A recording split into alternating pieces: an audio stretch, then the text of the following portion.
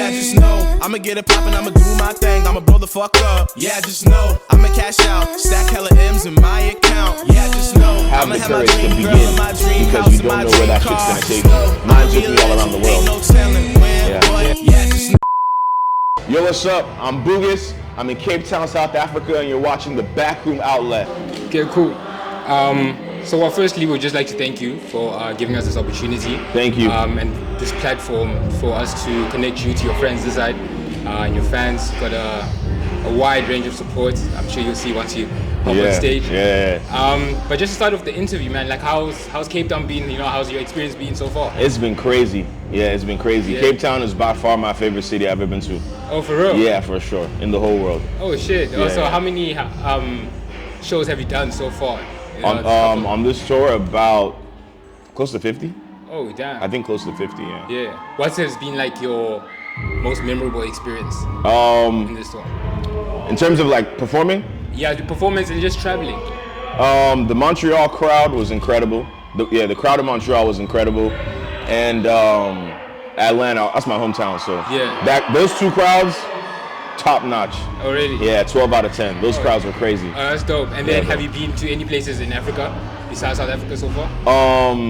Not on this tour, but in general, yeah. Oh, so I'm Nigerian. I've been to Nigeria a bunch, Morocco, and Egypt. Oh, okay, cool. Yeah, can you speak to me more about like your childhood growing up in Nigeria and then later moving to Atlanta? Yeah, so I moved to Atlanta when I was really young. We moved to Atlanta when I was born in LA. Yeah. Yes, I was born in LA, but then we moved to Atlanta when I was like 4 or 5. Yeah. And I've been in Atlanta majority of my life, but every year I go back to Nigeria. So I'll be going back to Nigeria like once a year. Obviously, people go every Christmas. Yeah. Yeah, so I go back once a year. And then for 6th grade, I did like a summer out there. I did a whole summer just staying out there with my dad and my cousin.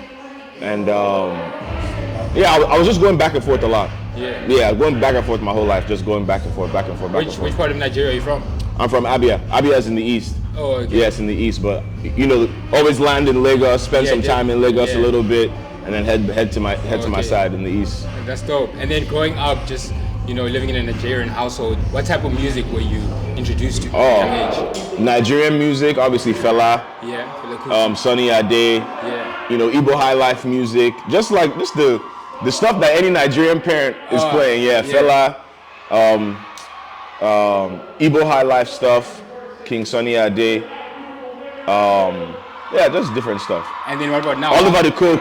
Oh. My mom loves Oliver the Cook. Yeah, she used to play him all the time. Yeah. And then what about now? Which are some of the Nigerian acts that you would obviously Burna Boy. Yeah. He's my favorite artist. Yeah, for sure. Obviously. Have you gotten the chance to meet him? No, not yet. Never met Burna Boy.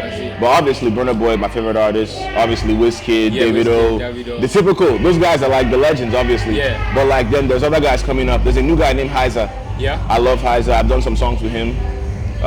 There's a guy named Ruger. Ruger is incredible. Oh, yeah. Ira Star. There's another guy named Reddy. I got some songs with him coming out. He's incredible. I just love that whole Afrobeat scene, bro. Yeah, Rema, obviously. Rema's incredible.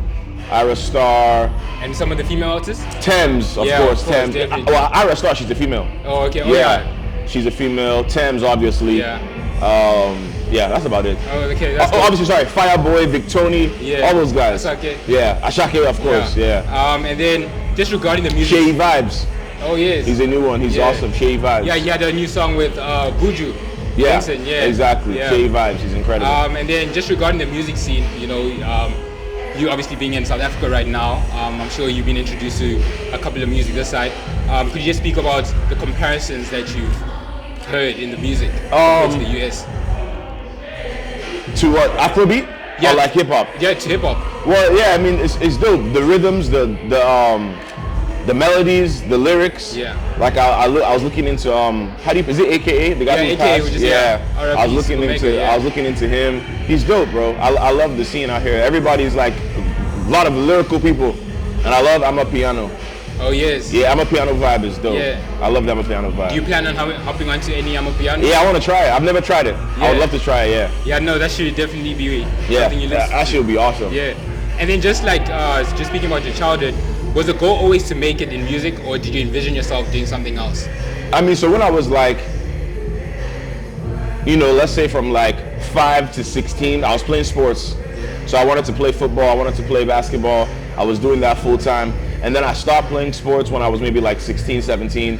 And then I started, after sports, I went into like boxing and mixed martial arts and stuff like that. But then I realized I didn't want to do that for a living. I was like, nah, I don't want to, that's not how I want to make money. Yeah. You know, I don't want to like, I'm not passionate about that. But then I realized I was passionate about music. So yeah, so at first I wanted to be a professional athlete. Oh, okay. That's what I wanted to do. And then, because I wanted to do something that I love to do, you know. I loved playing basketball, loved playing football, loved working out, all that stuff. So I wanted to do that at first. But then after like 15, 16, it wasn't looking like that was gonna work. It wasn't looking like that was gonna work. So I started doing music, and I always loved music my whole life. Yeah. But I fell in love with making music when I was like 16, 17. Oh, okay. Yeah. What was it about music that It was just dope. Writing the song felt like putting together a puzzle. Oh yeah. You know, like song lyrics, it just felt like I loved having a beat and trying to figure out what goes right there. Like you're like there's something specific that's meant to go right here. Yeah. And you're just figuring that out. You know, writing lyrics was challenging, so I enjoyed the challenge. And it was fun. It was fun to create something that didn't exist. Yeah. Like you walk into the room, it's silent. An hour later, you have a creation. Yeah. You know, so it was very fun to do, and then it was very challenging as well. So that's what I loved about it. And then could you just speak about on your creative process? Like, what are some things that you need to have once you in the recording studio? Where exactly do you start when making a song? I need a great beat. Yeah. That's step one. I feel like, I need a great beat. After a great beat, just turn it up real loud and vibe. That's it. Yeah, I don't need, like, obviously sometimes you smoke, you drink, but I don't need that. Oh, okay, I see. It's cool if it's around, it's around. Yeah. But I don't need that to create. Yeah. I just need a great beat. I need some great music that's inspiring me. Okay. Yeah.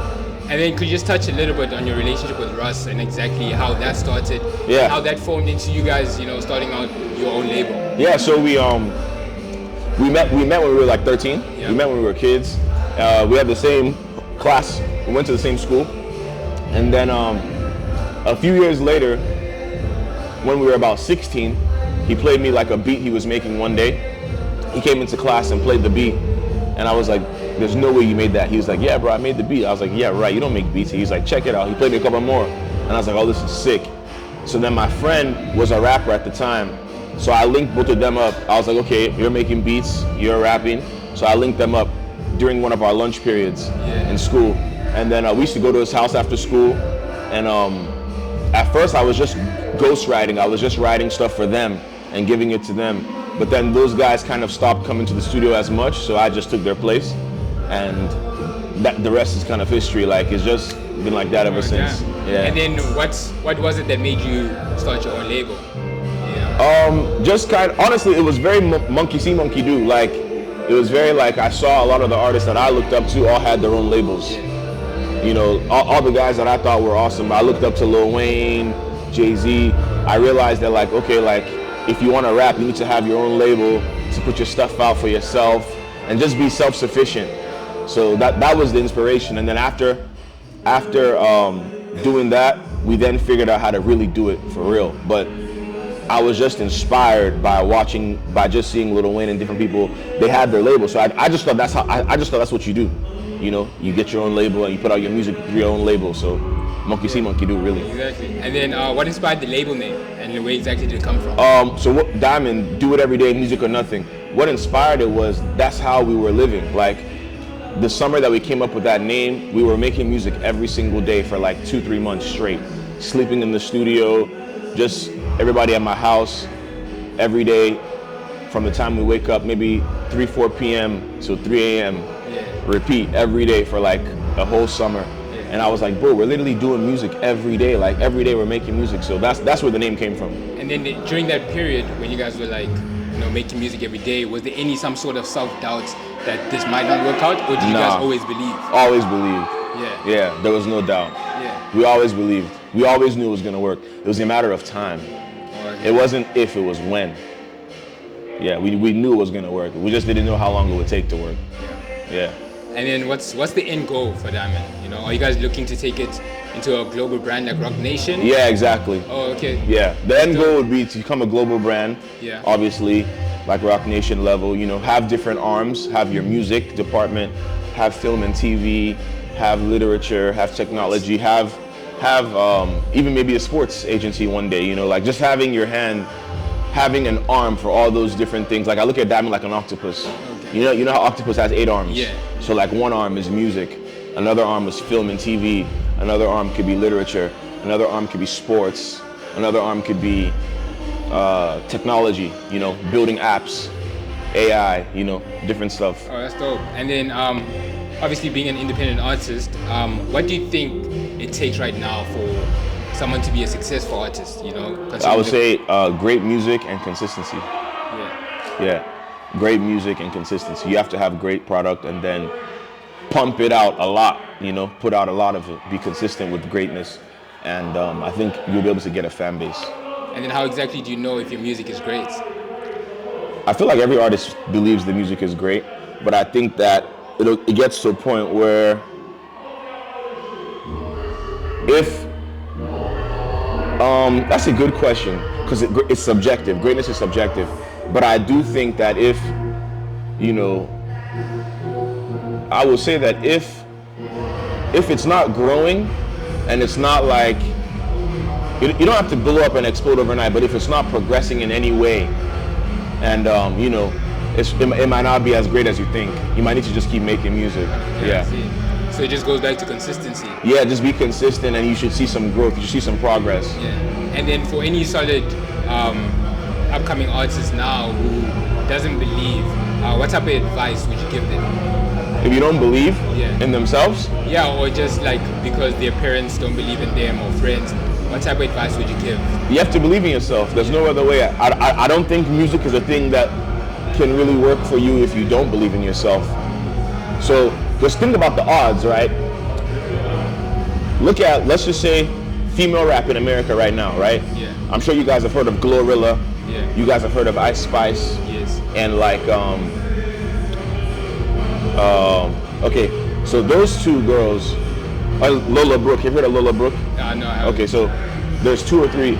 What I'm saying is that in the whole of 2022, out of all the female rappers in America rapping, those are the only 3 girls that became national names. You see what I'm saying? Yeah. So if you don't, like, the odds are not in your favor.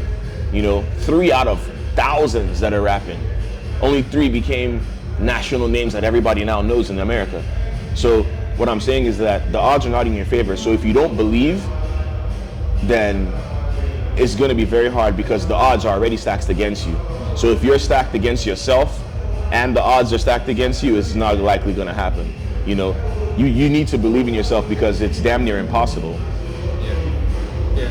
And then what is one thing that you know about the industry now that you wish you knew back then?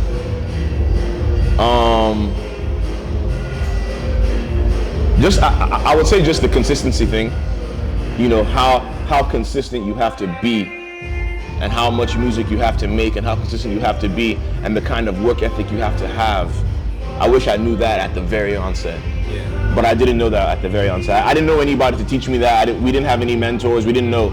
But, you know, now being in it and then also meeting other artists that are successful and stuff like that, you realize that, oh, this shit takes 24/7 work ethic. It takes 24/7 commitment. It takes, you know, you can't have one foot in, one foot out. It probably won't work.